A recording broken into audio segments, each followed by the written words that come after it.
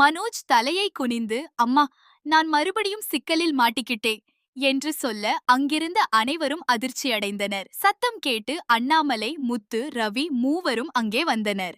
இப்ப என்னடா புதுசா செஞ்சிருக்க என்று அண்ணாமலை கோபமாக கேட்டார். மனோஜ் மெதுவாக பேச ஆரம்பித்தான். நான் பிசினஸ்க்காக சில பெரிய ஆர்டர்கள் எடுத்தேன், பொருட்களையும் கொடுத்துட்டேன். ஆனா காசு வாங்காம நம்பிக்கையில விட்டுட்டேன். இப்ப அந்த ஆளுங்க போனே எடுக்க மாட்டாங்க.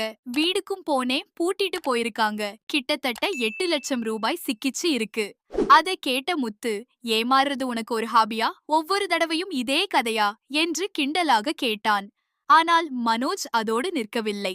அது மட்டும் இல்ல, முன்னாடி வாங்கிய பொருளுக்கான பணமும் இன்னும் கொடுக்கல. மொத்தமா 20 லட்சத்துக்கும் மேல கடன் நிக்குது. டீலர்ஸ் தினமும் அழுத்தம் கொடுக்கறாங்க என்றான். அண்ணாமலை முகம் சிவந்து போனது. இந்த வீட்டை ஒருத்தன் காப்பாத்தி கொண்டு வந்திருக்கான். நீ மட்டும் தினமும் புதுசா பிரச்சனை கொண்டு வர்ற. இனிமே உனக்காக யாரும் 1 ரூபாய் கூட செலவு செய்ய மாட்டாங்க என்று சத்தமாக கூறினார். விஜயாவும் இந்த முறை மகனை ஆதரிக்கவில்லை.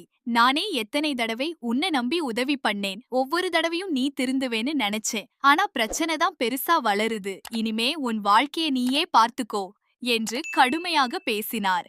அம்மாவிடமிருந்து இப்படிப்பட்ட வார்த்தைகளை எதிர்பார்க்காத மனோஜ் அதிர்ச்சியில் நின்றான்.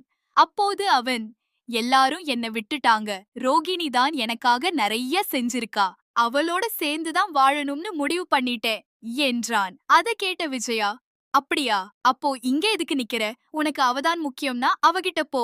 எங்களை ஏன் தேடி வந்திருக்க என்று நேராக கேட்டார். அந்த நேரத்துல ரவி முன்னே வந்து, மனோஜ், 1 வயசுக்கு அப்புறமா நம்ம வாழ்க்கைய நாம தான் கட்டிக்கணும். எப்போதும் அம்மா அப்பா காப்பாத்துவாங்கன்னு நினைச்சா முன்னேற முடியாது. தவறு பண்ணினா அதுக்கு பொறுப்பும் ஏற்கணும் என்று அறிவுரை கூறினான். முத்துவும் சேர்ந்து, படிச்சிருக்கிறதால மட்டும் புத்திசாலியாக முடியாது. முடிவு எடுக்கிற திறமையும் இருக்கணும். ஒவ்வொரு தடவையும் யாரையாவது நம்பி ஏமாந்துட்டு வந்தா வாழ்க்கை எப்படி உருப்படும் என்று கேட்டான்.